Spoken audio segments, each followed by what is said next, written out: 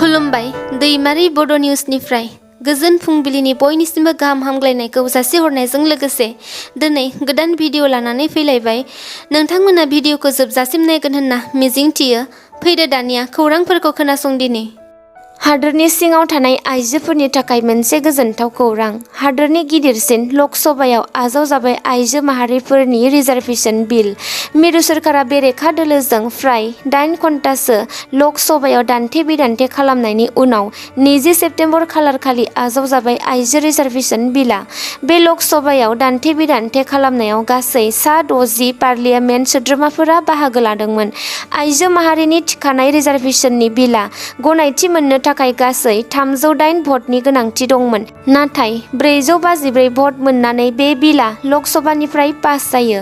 मख'नो गोनांदि आइजो रिजार्भेशन बिलनि सायाव आइजोफोरनि गोहोनि बिलआ एबा उमेन्स पावार बिलखौ थांनाय 19 सेप्तेम्बर खालारखालि लक सभायाव मिरुनि आयेन मन्थ्रि अर्जुन राम मेघवाल बिथाङा दैखांदोंमोन। बेनि उनावनो बे बिलआ रायजो सभायाव आजावजादोंमोन। बे आइजो बिलनि बादिब्ला लक सभा आरो रायजो सभाजों लोगोसे दिल्ली आरो पुडुचेरीनि बिधान सभायाव आइजोफोरनो 33% रिजार्भेशन होनाय जागोन। भारत आरो कानाडा हादोरनि गेजेराव दासान्दि सोमोन्दोआ मोजाङै नंलिया। भारत सोरखारा कानाडा हादोरनि सुबुंफोरनो भिजा होनायखौ बन्द खालामना होबाय। दानिया कानाडानि थागिबिफोरा भारत हादोराव फैनो मोननाय नंला आरो जाय सिगां फैखानानै दंमोन बिसोरखौबो थाबैनो गिदिंफिनना थांफिननो थाखाय खावलायदों भारत सोरखारा। मख'नो गोनांदि थांनाय साननैसो सिगांसो भारत हादोरखौ बोखावना खालिस्तान बानायनो सोमावसारग्रा सानै दैदेनगिरिया कानाडायाव सिनाय मोनै सुबुंजों बुथारजादोंमोन।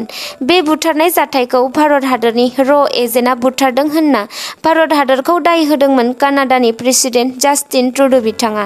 नाथाय भारत हादोरा बेनि बेरेखा खालामदों आरो कानाडा हादोरजों इसिङारि एबा बायजोआरि गासैबो बिथिङाव मोन्नैबो हादोरनि सोमोन्दोखौ खम खालामनो नागिरनायखौ नुनो मोन्दों।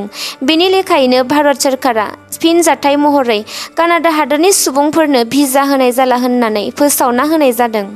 फैगौ आसाम एसेम्ब्लिनि गोजां बोथोरनि जथुम्माया दिसेम्बर दानाव बिटिसिनि गोजोननि नोगोर क'क्राझार नेहाथारिख'आव जानो थांगासिनो दं। बेखौ लानानैनो आसाम आयेननि आफाद बुंथिगिरिनि मानगोनां बिस्वजित दैमारि बिथाङा क'क्राझाराव दावबायफैदों।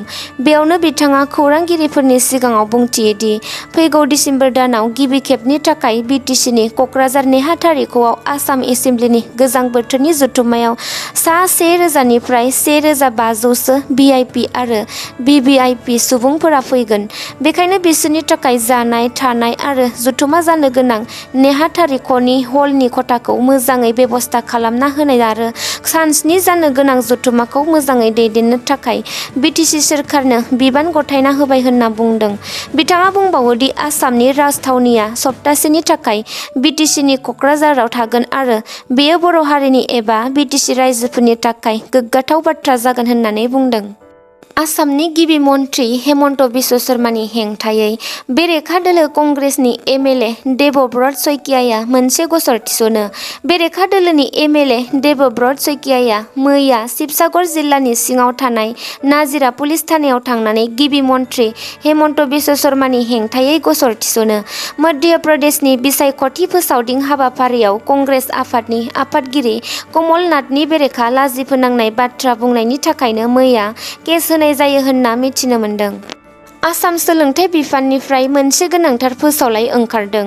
आसाम रायजोनि सिङाव थानाय रोजा रोजा फरायसालिफोरा बन्द खालामजासिगोन। आसाम सोरखारजों रायजोनि सिङाव थानाय जाय सोरखारि फरायसालिफोराव फरायसाफोरनि अनजिमाया सा 30 एबा सा 15निख्रुइ खम, बेबादि फरायसालिफोरखौ बन्द खालामनानै होनाय जासिगोन। गुबुन मोनसे फरायसालिजों सरजाबफानानै होगोन। आसाम सोलोंथाइ बिफाना फोसावना होनाय बादिब्ला आसामनि गासै गं 11,272 खान फरायसालिफोरखौ आसामाव बन्द खालामना होनाय जासिगोन होनना मोनसे फरायसालिफोरनि फारिलाइ बानायनानै खौरां बिजोङाव फोसावना होनाय जादों। बेनि लेखायै बिटिसि हालामावबो गोबां एलपि, इउपि, गोजौ फरायसालि आरो गोजौसिन फरायसालिफोराबो बन्द जासिगोन। फारिलाइयाव ओंखारनाय बादिब्ला बिटिसि हालामाव सा 30 आरो सा 15 निफ्राय खम फरायसा थानाय जिल्लानि अनजिमाफोरा जादों क'क्राझार जिल्लायाव गं 587, चिराङाव गं 420, बाक्सायाव गं 520, उदालगुरियाव गं 517 आरो तामुलपुराव गं 200 फरायसालिफोरा आसाम सोरखारजों सरजाबफानानै खायफाया बन्द' खालामजासिगोन। बिटिसिआव गासै गं 5 जिल्लाजों दाजाबजाना नायोब्ला गासै गं 2244 फरायसालिफोरा खायफा फरायसालिफोरजों सरजाबफाना बन्द' खालामजासिगोन। फरायसालिफोरा बन्द' खालामजानाय लोगो लोगोनो गासैबो फोरोंगिरि आरो फरायसाफोरखौ गुबुन फरायसालिफोराव दैथायहरनाय जागोन। बेबादि जायोब्ला फरायसाफोरा गोबां गोजान गोजान जायगायाव थांनानैसो सोलोंथाइ लाहैनो नांगोन। थारैनो आसाम सोरखारनि बेफोरबायदि खालामनाया बेसेबां गनायजाथाव जागोन बेखौ बुंजोबनो हाया। आसाम सोलोंथाइ बिफाननि मोनसे गोसो गैयै खामानि मावनायखौ नुनो मोननाय जादों। रायजोनि सिङाव सोरखारि फरायसालियाव फरायनाय थाखो 9नि फरायसा फरायसुलिफोरनो होनो लाबोनाय हाजार हाजार साइकेलफोरा लासैयै 1 दाननि बांसिन अखा बांखा सान्दुं बायदियाव फोथारावनो गोग्लैना थायै थायै माराम खानानै गाज्रि जालांनो हमदोंसै आरो खायफाया सिगांनो गाज्रि जादों। बेबायदि जाथाया नुजाथिदों नगाव जिल्लायाव। आसाम सोरखारनि गिबि मन्थ्रि बिखेक असनिनि दारै थाखो 9आव फरायनाय फरायसा फरायसुलिफोरनो बे साइकेलफोरखौ राननानै होनाय खोथा दंमोन। नाथाय गोबाव सम राननानै होयैलाय बेफोर साइकेलफोरा फोथाराव अखा दै सान्दुं नांनानै गाज्रि जानायनि लामायाव दंसै होननानै ओनसोलनि रायजो राजाफोरा फोरमायदों।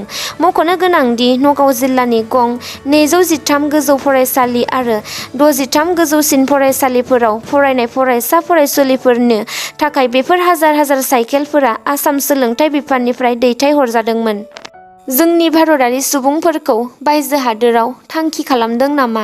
बायजो हादोराव भारतनि हिन्दु धोरोमनि सुबुंफोरखौ नासयदों नामा? भारतारि सुबुंफोरा बायजो हादोराव हिन्दु धोरोमनि सिबिथाय खालामनो हाला नामा? बेबादिनो मोनसे जाथाय जादों ब्रिटेन हादराव। थांनाय 20 सेप्तेम्बर बुधबार सानखालि गणेश चतुर्थी फुजाजों लोब्बा लानानै ग्रेट ब्रिटेनाव थानाय हिन्दु धोरोमनि भारतारि सुबुंफोरा गणेश फुजा खुंनाय हाबाफारि लादोंमोन। बेनि थाखायनो ब्रिटेननि पुलिस बिफाना गोबां भारतारि थागिबि सुबुंफोरखौ हमनानै जेलाव सोदों होननानै मिन्थिनो मोन्दों।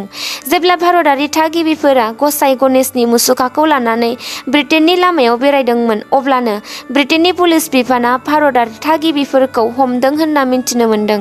ब्रिटेननि बेबादि भारतारि थागिबिफोरखौ हमनाय जाथाया दासान्दि खौरां बिजोङाव गोबां गोसारगासिनो दं आरो बे जाथायखौ लानानैनो भारतारि सुबुंफोरनि गोसोआव दुखु मोननाय सोमजिहोदों।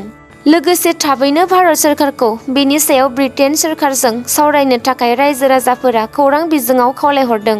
मख'नो गोनांदि साननैसो सिगांसो कानाडा हादोरावबो बेबादि भारतारि थागिबिफोरनि सायाव इनाय खालामनायखौ नुनो मोन्दोंमोन। सासे सोरखारि मावथिआ रां जाना लानानै आखाइ दिखांलायबाय। आसाम सोरखारनि एन्टि कारापसन बिउर' आरो सिएम भिजिलेन्सआ गोबां सोरखारि मावथिफोरखौ सिगांनिफ्राय हमबोनाय हाबाफारिखौ लागासिनो दं। नाथाय खायफा सोरखारि मावथिफोरा दिनैसिमबो रां जाख्ल'नाय हुदाखौ गाराखै। बेनिनो फिथाइ मोनबाय सासे सोरखारि मावथिआ।